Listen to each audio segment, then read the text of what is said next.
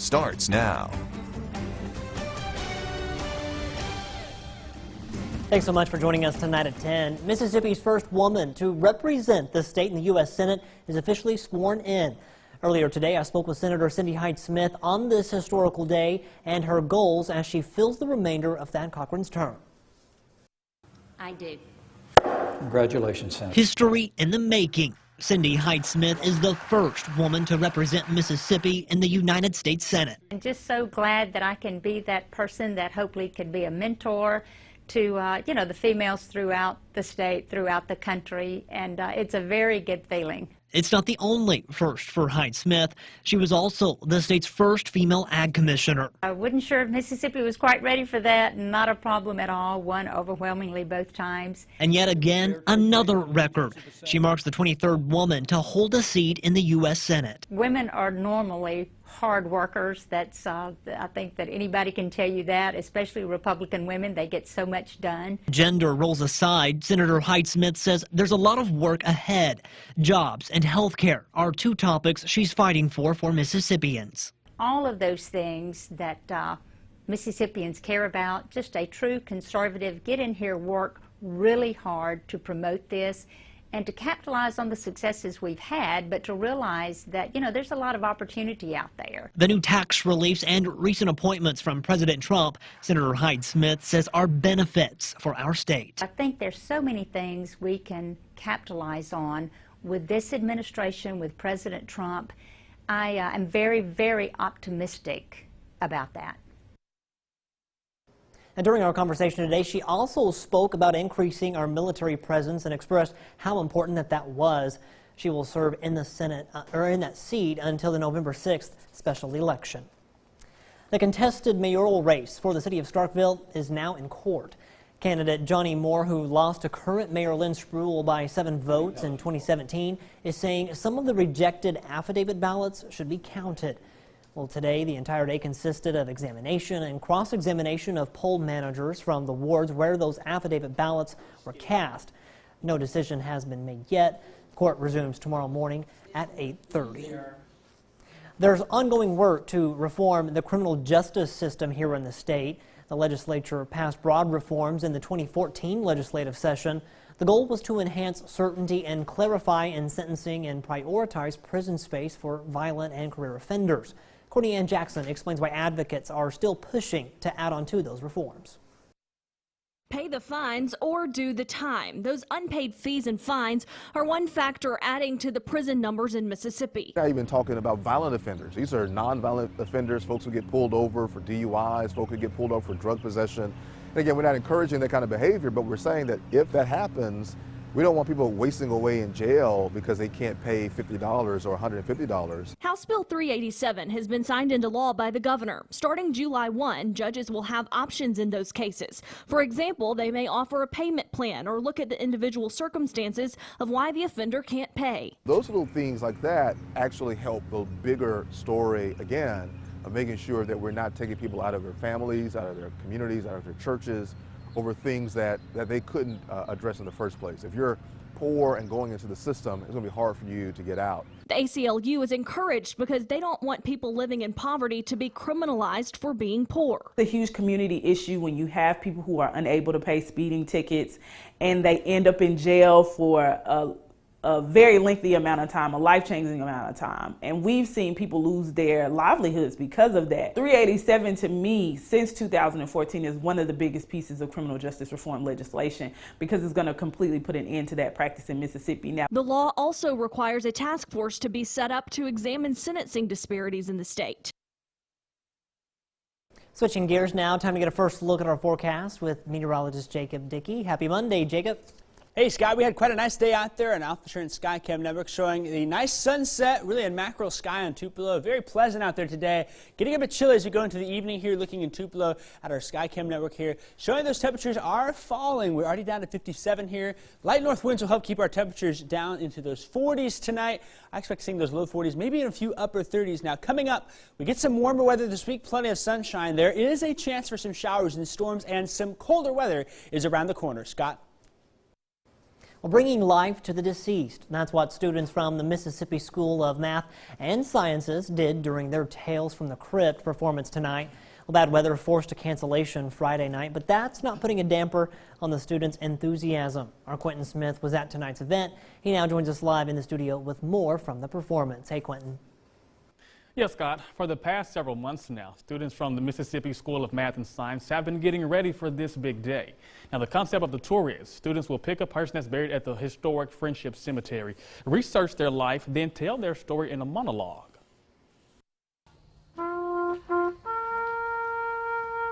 Telling the stories of the men and women from the grave.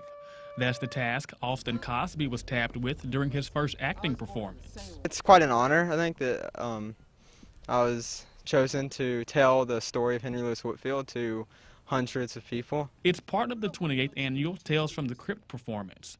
During a performance Monday night, Cosby chose to research Henry Louis Whitfield and bring him to life. Groups of women all around the state, from clubs and organizations. He's both a governor of Mississippi and a president of what is now the MUW.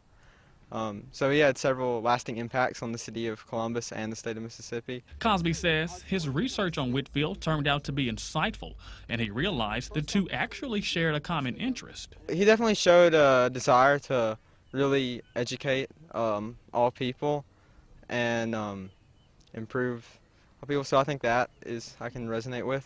And the same goes for Hunter Latner. But even though I've worked at Lindstrom a good 2 more years than him, I chose Patsy O'Malley. His last name's O'Malley. I assumed he was Irish. I was correct. He has red hair. I have red hair. I thought it was a good fit. The students say the entire process leading up to the performance was an eye-opening experience. 27 weeks ago, we were assigned to this project. Started researching our person. We eventually had to turn in a research paper and a script. And as soon as we turned in our script, we performed them for a group of judges, chose performers, and started practicing. That was about late December. And we've been practicing every Wednesday. However, throughout the process, not only were students able to get a history lesson, but they also had the chance to discover and develop skills they can now carry with them beyond the acting realm. I definitely learned to be better at how to present myself when speaking to people in a way that, I'm not just shifting around a bunch, and be more decisive when speaking. And this performance was put on as part of the 2018 Spring Pilgrimage. And if you missed tonight's performance, there's no need to worry. There's still other chance for you to catch another showing. For a full list of the dates and time, just visit our website at wcbi.com. Scott? All right, thank you very much, Quentin. Well, details are finalized for one of the largest 10K runs in the state. The 41st annual Gumtree 10K is set for May 12th in Tupelo. Well, this year's proceeds will benefit the Tupelo Lee Humane Society.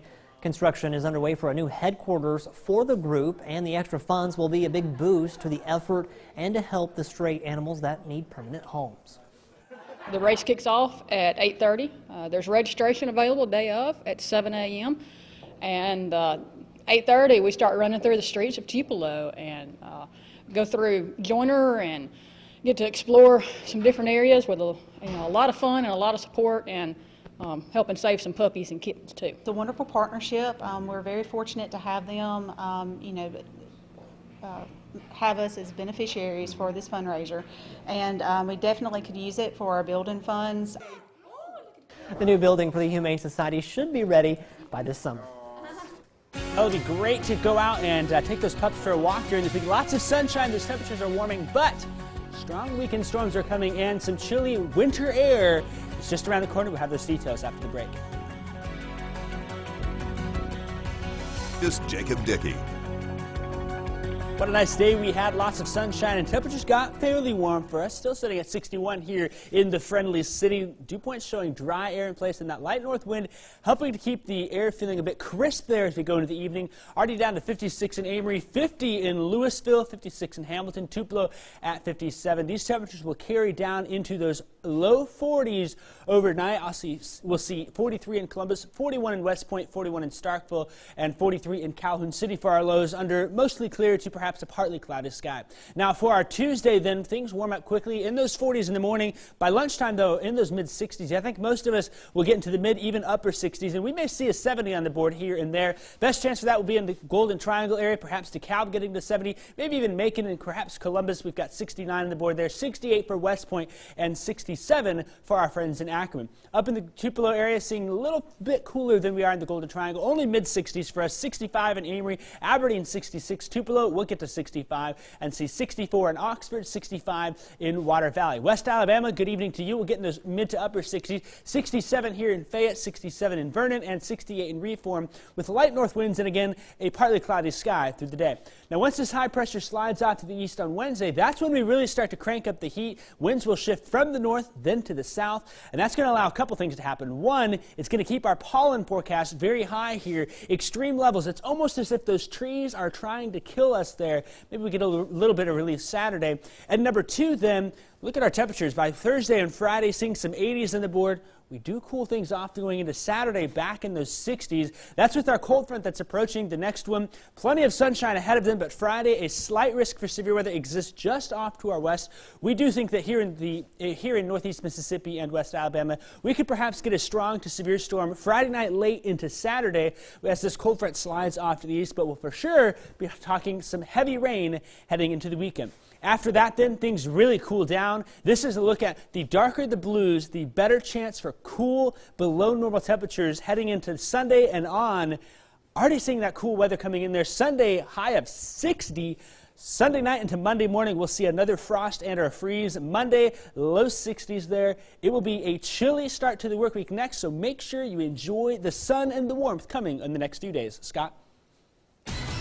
Well, in spite of all the chill, baseball season is in full swing. Robbie has high school and college highlights later in sports.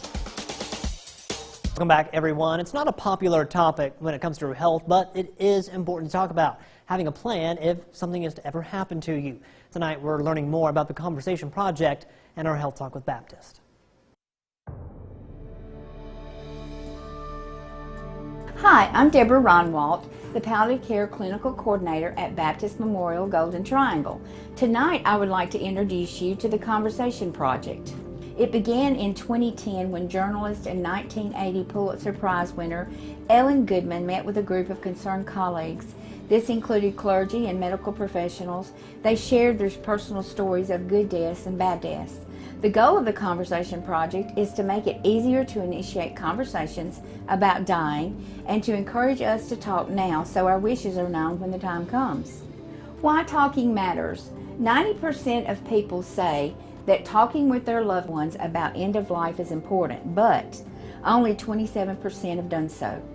60% of people say that making sure their family is not burdened by tough decisions is extremely important, but 56% have not communicated their end-of-life wishes.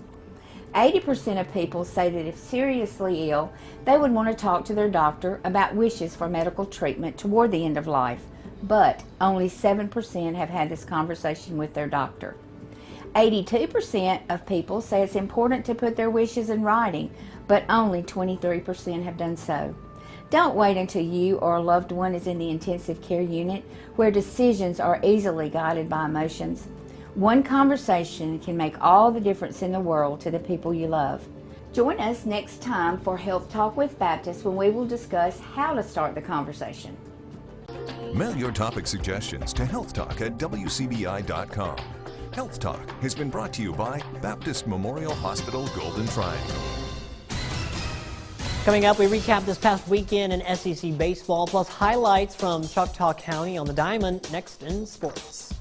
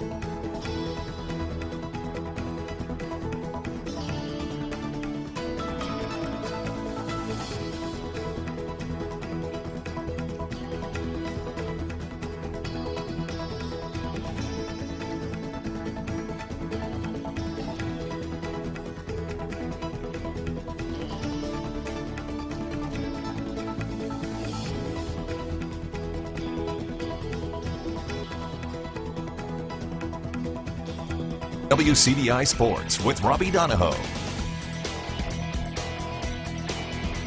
April baseball is crazy baseball, and we had that this past weekend in Starkville. With one swing of the bat, the course of the season may have changed for Mississippi State, and that one swing came from Belmont's own Luke Alexander. MSU snapped their series slide. It took 2 of 3 from Ole Miss with that 7-5 win in extras on Sunday over Ole Miss.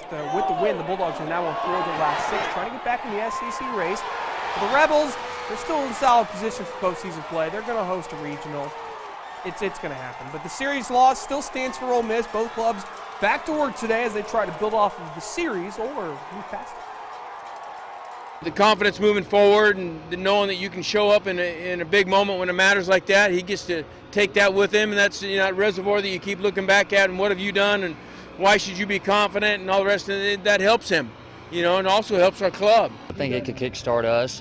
We've been showing progress throughout the year, and just to do that against Ole Miss, I think it could kickstart us. I think we'll respond. It's a tough month, April, and we stay on the road. We go Tuesday to Pearl, and that's playing the games down in Pearl make April even more difficult. With the midweek games, but we got to be tough enough to handle it. Ole Miss, by the way, dropped to 5th in the D1 baseball poll. They were at 3, so not too much of a significant drop. Florida, by the way, still number 1 in the country and number 1 in the SEC. Rebels now in the tie for 4th in the SEC. Mississippi State at the bottom right now in a tie with Auburn. So this week in baseball for the SEC for Mississippi State and Ole Miss, Bulldogs will be in Montgomery taking on Alabama State on Wednesday night. Then a 3-game series at Auburn starts on Friday. That Friday game, by the way, will be on TV on the SEC Network. For Ole Miss, they will be down in Pearl tomorrow night taking on Southern Miss at Trustmark Park. Then they'll have a 3-game set in Nashville taking on Vanderbilt starting Friday. Get to high school baseball from tonight. Choctaw County taking on Leak Central. Gators jumped out to an early 3-0 lead, but the rally caps were on after that for the Chargers. Braden Hines parks one just inside the yard with a runner on. Stand-up double for Hines. Adam Threadgill to third. Time to bring the boys home. This would be Tanner Threadgill stepping up. He'd bring home his brother. It'd be a 2 RBI single, and he'd also bring home Parks. That would cut the Leak Central lead 2-1. In the 5th, in a bases-loaded jam, that would be no sweat for Billy Ray Evans. Cool as a cucumber, getting the swinging strikeout in the dirt to end the threat. And it was a tie ball game in the bottom of the inning. Weird here, but it works. Catcher attempts to pick off the runner at third. That's Austin Tolano, and he ends up just coming home and scoring. Choctaw County would take the lead, but Leak Central scores 2 in the top of the 7th to down the Chargers in a really good game, 6-5. Final Choctaw County, by the way, having a really good season, just couldn't pull off the win tonight. To the Lady Chargers, they were also in action today, taking on Ruleville Central, and they were already up 8-0 on this base knock to left by Akira Taylor. She would be in for a stand-up triple. Wouldn't be long before she comes home because this RBI single would bring her home. Choctaw County would lead by double digits heading into the 3rd inning, and then in that 3rd inning, we'd get more. Akira Taylor this time is going to deliver, and that would bring home, well, Akira doing it again, and then Ayanna Taylor's going to score. We have so many Taylors to keep up with. Choctaw County extending their lead. Caden Miles would get into action, slapper to left. That would score 2 more runs for the Lady Chargers. They stay perfect in division play as they take down Louisville Central 16. It's nothing. That's fine. To high school football news at New Hope, the Trojans will be looking for a new head football coach as Chris Pickle confirms to WCBI that he has stepped down to pursue other endeavors outside of coaching. Pickle was 24-23 in his 4 seasons as head coach of the Trojans, leading New Hope to one of their best seasons in school history. That was in 2014. In his first season, they went 10-3, won a playoff game. The Hadley High grad, Pickle played football at Mississippi College before he would get into coaching. And at Louisville today, rising junior linebacker Ashanti Sistrunk announced via Twitter that he is verbally committed to Ole Miss during his junior season with the Power Cats. Sistrunk was 2nd on the team with 135 total tackles, 6 of them going for a loss. He also added 4 sacks, one of which you saw right there against Kemper County, and he led the team with 5 interceptions. You don't normally see a linebacker lead the team in picks, but he did so, and he's expected to be a major part of a Louisville team that returns a really good defense and a talented offense in 2018. That's it for sports. We'll get a last look at your forecast next. Man, Scott, I've got lots of sniffling this week, a lot of allergies, but hey, we get some warmer temperatures. We get to the 80s Thursday, Friday. We'll hold the rain off till late, and then we cool off and get some winter weather in there. I'm not sure. 60, 61, 33, another freeze coming Sunday night, Monday. Well, those high temperatures aren't too bad. It's the lows that make you cringe or make me cringe. Yeah, I would agree with you on that, and I think too probably the up and downs makes everything really challenging for people with illnesses. Crazy. All right, we'll have to bundle up, I guess, a couple days. Thanks, Jacob. Thanks for watching. Have a good night. We'll see you tomorrow.